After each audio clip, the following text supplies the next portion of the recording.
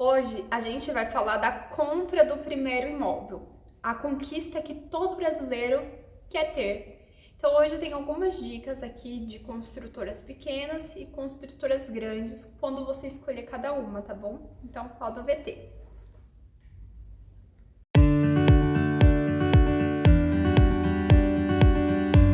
Dá para começar, o que eu tenho para dizer é que o valor do imóvel em São Paulo está muito caro mesmo. Ele está numa faixa de metro quadrado de 7.500, tá? E um imóvel entre 35 metros, 40 metros quadrados, depende da região que você quer morar, ele sai ali na faixa de 300 mil. Você que está querendo conquistar o seu primeiro imóvel, você se enquadra no Minha Casa Minha Vida. A Minha Casa Minha Vida, ele tem algumas regras, tá? Que eu acho que estão para ser atualizadas. Então, a renda familiar tem que ser de 8 mil, mas eu acho que a regra vai mudar para 12 mil. Você pode comprar um apartamento de até 350 mil, tá? E tem que ser o seu primeiro imóvel. Então, assim, eu acho que tá aí um projeto para mudar, né, essas regras, né, mas acho que ainda não foi aprovado. Então, por enquanto é isso, renda familiar 8 mil, não adianta passar um centavo. Passou um centavo, você já não se enquadra no Minha Casa Minha Vida e não adianta chorar, tá? Então, é basicamente isso, ter uma renda familiar de até 8 mil, comprar um imóvel de até 350 mil e ser o primeiro imóvel. Se você não foi buscar nenhum tipo de informação, né, o que acontece? A gente tem as grandes construtoras como a Cury, MRV, Plano e Plano, entre várias outras aí. Essas construtoras, antes de fazerem o lançamento de algum apartamento, elas disponibilizam um pré-cadastro para as pessoas interessadas. Então você vai lá, cadastro, eles já fazem uma análise financeira de como ficaria um financiamento para você. Geralmente, eles têm uma data lá de lançamento do apartamento. E se você vai lá para conhecer o decorado, a maioria das pessoas ou conseguem ir conhecer o decorado numa sexta ou num sábado, ou até no domingo.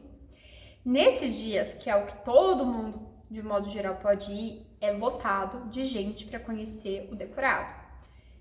Então, eu não recomendo você ir nesses dias. Por quê? Cria ali dentro de você uma euforia. É muitas pessoas ali olhando o decorado e parece que gera em você aquela percepção de escassez. Porque são tantas pessoas olhando o decorado que às vezes você gosta e você pensa, cara, eu tenho que fechar o negócio hoje. Se eu não fechar o negócio hoje, outras pessoas vão fechar. E alguns detalhes acabam passando despercebido. Eu vou trazer um exemplo aqui, tá bom? Não sei se você sabe, mas a faixa de preço de uma vaga de garagem em São Paulo é de 60 a 70 mil reais, tá? E se você vai num lugar que está muito cheio, às vezes o corretor não consegue te dar a devida atenção, alguns detalhes passam despercebidos. Então, por exemplo, você foi lá, olhou a maquete, bem bacana, e algumas vagas da garagem são travadas, tá? Então, assim, se você para atrás e o seu vizinho para na frente, você tem que ficar interfonando para ele, tá? Ai, vem tirar o carro porque eu preciso de sair, ou deixar a chave reserva com ele. E é um transtorno que você tem que saber se vai valer a pena. Porque se você compra um imóvel, você pensa assim, eu quero morar ali pelo menos por 10 anos, 20 anos. Você não quer comprar para vender na hora, a não ser que você esteja comprando um imóvel para investir. Né? Então pensa assim, você já paga tão caro numa vaga de garagem, será que você quer esse transtorno de ficar interfonando para o seu colega?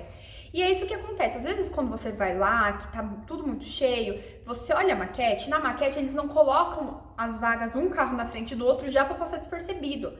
Ele coloca assim na maquete um carro aqui, outro carro acolá, então na sua visão você acaba passando despercebido. E é algo que talvez não seja tão positivo assim, tá? Porque eu já vi vários vídeos aí, TikTok, Instagram, que as pessoas reclamam que o corretor não vai entrar nesse detalhe. Se passou despercebido, você pensa, eu comprei já a vaga da garagem, tá valendo. Então, é um detalhe que ele não vai se aprofundar. E se você também não olhou ali no nível, assim, nossa, eu quero mais informações sobre isso, passa despercebido, você pagou caro na vaga. E é uma situação que eu não gostaria de viver, por isso que eu tô compartilhando com vocês, tá?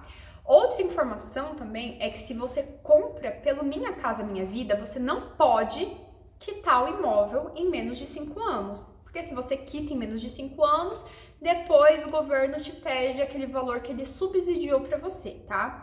Mas, outra informação é que a média de tempo que o brasileiro leva para pagar um imóvel não é os 30 anos que você financia, tá? Mas está entre 7 a 10 anos. Essa é a média, então, de pagamento do brasileiro. E aí eu quero trazer outro ponto, que é a questão das pequenas imobiliárias. Você também pode consultar elas. Algumas imobiliárias regionais têm tempo de mercado, pesquisa muito sobre ela, tá bom? Geralmente, elas ofertam apartamentos maiores, às vezes com uma ou apenas 2 torres, tá bom?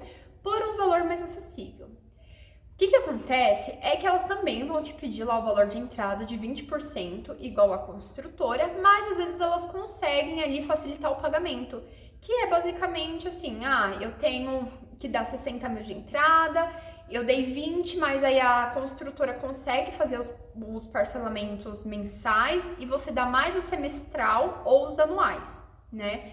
Que as corretoras grandes também conseguem fazer. O importante é você entender o quê? Mesmo que a entrada seja muito alta, gente, é muito difícil conseguir o valor da entrada, é para isso que existe o banco para financiar. E mesmo que você não tenha essa entrada, que você ganhe pouco, não é impossível de você comprar um apartamento, você só precisa de uma organização financeira, tá? Então, quando você vai lá nas pequenas imobiliárias, só de você não ter o nome sujo na praça, já é um indício que você consegue comprar esse imóvel, porque os caras querem vender, eles não vão ficar impedindo você de comprar o imóvel. Então, assim, eles vão lá, quanto que fica bom para você pagar no semestral, quanto que fica bom você pagar no anual. Eles vão conversar com você para que seja algo que se enquadre à sua realidade. Mas, o que acontece também é o quê? As construtoras pequenas, geralmente, elas não têm a taxa de evolução de obra das construtoras grandes, elas têm o INCC, que é o Índice de Taxa de Construção Civil, que é toda vez que é a taxa de juros ali da obra, né? A gente tem a inflação, né? Então, geralmente, os produtos, né, que eles usam para construção vão ficando mais caros e eles repassam isso para o consumidor final, né? Para o cliente deles. Então, basicamente, tem o INCC. Uma das vantagens é o quê? Geralmente, não são todas, as construtoras, elas não cobram o INCC durante a obra do cliente. Elas deixam lá para o final, quando eles entregam a chave. Então, isso vai ser lançado lá no valor final com a Caixa Econômica, que você já vai fazer o financiamento desse valor atualizado, tá bom? E é uma vantagem, porque geralmente ali na construtora grande, você vai ter que pagar mensalmente ali a taxa de evolução de obra. E às vezes você quer, durante esse tempo de construção do apartamento, se organizar melhor, fazer uma reserva de emergência para o apartamento. Então, é uma vantagem. E aí, é exatamente isso que acontece. Você não assina naquele momento com a Caixa Econômica. Enquanto você está pagando entrada, que eles estão fazendo a obra, não assina, é só lá no final mesmo que eles entregam a chave que você vai assinar com a Caixa e eles já vão atualizar o valor final do INCC lá para você. E o que você também precisa se atentar é o que? Se você compra da construtora pequena, como você ainda não assinou com a Caixa, você não pode entrar de forma alguma em dívida durante esses 2 ou 3 anos de obra. Não pode. Basicamente, se você quer comprar um carro financiado, uma moto, não deve fazer essa loucura, porque senão pode dar problema para você lá na assinatura da Caixa, tá bom? Então, assim, o que é melhor, Amanda? Eu comprar de uma construtora grande ou eu comprar de uma construtora pequena? Aí quem vai avaliar é você, a sua necessidade. Uma das vantagens das construtoras grandes, justamente, é que às vezes elas constroem já perto dos terminais rodoviários, estação de trem, são muito conhecidas no mercado mesmo, elas constroem em várias regiões. Outra vantagem da construtora pequena é que geralmente são apartamentos maiores, mais baratos, com boa estrutura, você não tem o INCC sendo pago. Então, são coisas que você precisa estudar para identificar o que mais enquadra na sua realidade, tá bom? E aí, você sabia de todas essas informações que eu trouxe hoje? Foram válidas para você? Se ficou alguma dúvida, gente, coloca aqui nos comentários que vai ser um prazer, tá? Poder te explicar, poder trocar uma ideia com você, tá bom? E compartilha esse vídeo, tá, gente? Se ele agregou, se você acha que ele consegue ajudar outras pessoas, é muito importante pro meu trabalho. Galera, tchauzinho, viu?